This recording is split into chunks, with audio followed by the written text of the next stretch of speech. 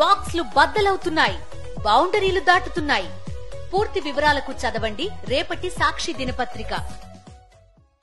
తెలంగాణలో కాంగ్రెస్ ప్రభుత్వం ఏర్పడి 9 నెలలు దాటినా అసంతృప్తులు అలాగే కొనసాగుతున్నాయి.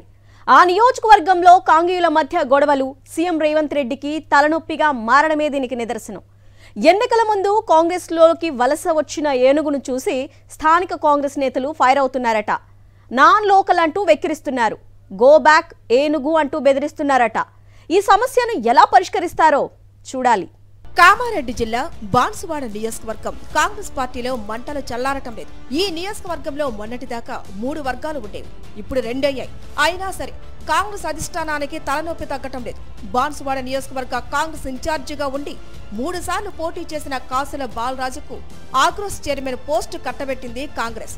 దీంతో మొన్నటి వరకు అసంతృప్తిగా ఉన్న కాసుల బాలరాజ్ ప్రస్తుతానికి సైలెంట్ అయ్యారు. ఇటీవల పోచారం శ్రీనివాసరెడ్డి బీఆర్ఎస్ కు గుడ్ బై చెప్పి కాంగ్రెస్ లో చేరటంతో పోచారం శ్రీనివాసరెడ్డి కాసుల బాలరాజు ఇద్దరూ ఒక్కటయ్యారు. గతంలో ఈ ఇద్దరు నేతలకు సరిపోయేది కాదు. 2023 ఎన్నికల్లో కాంగ్రెస్ పార్టీ నుంచి బాలరాజుకు కాకుండా బీజేపీకి గుడ్ బై చెప్పి కాంగ్రెస్ పార్టీలో చేరిన మాజీ ఎమ్మెల్యే ఏనుగు రవీందర్ రెడ్డికి చివరి నిమిషంలో టికెట్ కేటాయించారు. ఆ సమయంలో బీఆర్ఎస్ నుంచి పోటీ చేసిన పోచారం శ్రీనివాసరెడ్డి ఎమ్మెల్యేగా గెలిచారు. కాంగ్రెస్ పార్టీ అధికారంలోకి వచ్చాక రాజకీయ పరిస్థితులు, అనుచర నేతలు, అభిమానుల నిర్ణయం మేరకు ఎమ్మెల్యే పోచారం శ్రీనివాసరెడ్డి కారు దిగి కాంగ్రెస్ లో చేరారు. అంతేకాదు మరొక అడుగు ముందుకేసిన ఎమ్మెల్యే పోచారం శ్రీనివాసరెడ్డి కాంగ్రెస్ నేత కాసుల బాలరాజుతో కలిసిపోవడంతో వారి అనుచరులు కూడా కలిసిపోయారు. ఇంతవరకు బాగానే ఉన్న కాంగ్రెస్ పార్టీకి అక్కడ ఇప్పుడు తలనొప్పి తయారైంది. జల్లారెడ్డి నుంచి బాన్సువాడకు వలస వచ్చి కాంగ్రెస్ తరపున పోటీ చేసి పోచారం శ్రీనివాసరెడ్డి చేతిలో ఓటమి పాలైన ఏనుగు రవీంద్రరెడ్డి రూపంలో హస్తం పార్టీకి కొత్త చిక్కులు వచ్చి పడుతున్నాయి. ఏనుగుల రవీంద్రరెడ్డి అసెంబ్లీ ఎన్నికలకు ముందు బీజేపీని వీడి కాంగ్రెస్ లో చేరారు. బాన్సువాడ కాంగ్రెస్ టికెట్ తెచ్చుకొని పోచారం శ్రీనివాసరెడ్డిపై పోటీ చేసి ఓటమి పాలయ్యారు. అయితే పోచారం బీఆర్ఎస్ వదిలి కాంగ్రెస్ లో చేరటంతో ఏనుగు రవీంద్రరెడ్డి వర్గంలో అసంతృప్తి మొదలైంది.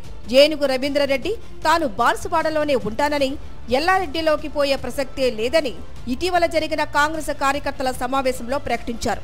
బాన్సువాడ ఇన్ఛార్జిగా తానే ఉంటానని బహిరంగంగానే చెబుతున్నారు. ఈ ఇన్ఛార్జి ప్రకటన కాంగ్రెస్ పార్టీలోని ఇతర వర్గాలలో దుమారం రేపుతోంది. ఎల్లారెడ్డి మాజీ ఎమ్మెల్యే రవీంద్రరెడ్డి బాన్సువాడకు నాన్ లోకల్ అని బాన్సువాడ ఎమ్మెల్యే పోచారం, ఆగ్రోస్ చైర్మన్ కాసుల బాలరాజు వర్గీయులు బలంగా వాదిస్తున్నారు. నాన్ లోకల్ దుకాణం బంద్ అయిందంటూ ఆగ్రోస్ చైర్మన్ కాసుల బాలరాజు సైతం వ్యాఖ్యానించడం ఏనుగు రవీంద్రరెడ్డి వర్గంలో ఆందోళన కలిగిస్తోంది.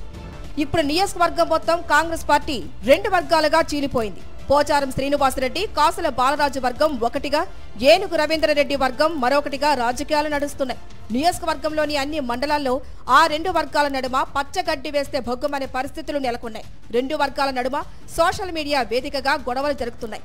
అప్పుడప్పుడు పోలీస్ స్టేషన్ వరకు వెళ్లి పంచాయతీలు పెట్టుకుంటున్నారు.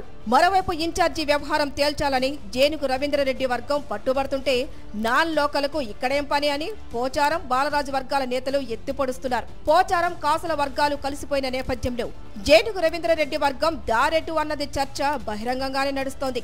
ఈ పరిస్థితులతో ఏనుగు రవీంద్రరెడ్డి మళ్లీ ఎల్లారెడ్డి దారి చూసుకోక తప్పదని బాన్సువాడ కాంగ్రెస్ వర్గాలు అభిప్రాయపడుతున్నాయి.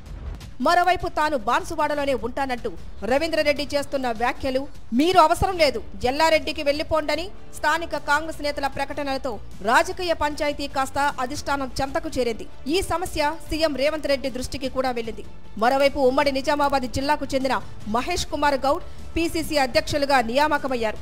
ఈ నేపథ్యంలో సీఎం రేవంత్, పీసీసీ అధ్యక్షులు మహేష్ కుమార్ గౌడ్ ఈ ఇద్దరూ కలిసి పోచారం శ్రీనివాసరెడ్డి వర్సెస్ ఏనుగు రవీంద్రరెడ్డి సమస్యకు ఎలా చెక్ పెడతారో వేచి చూడాలి.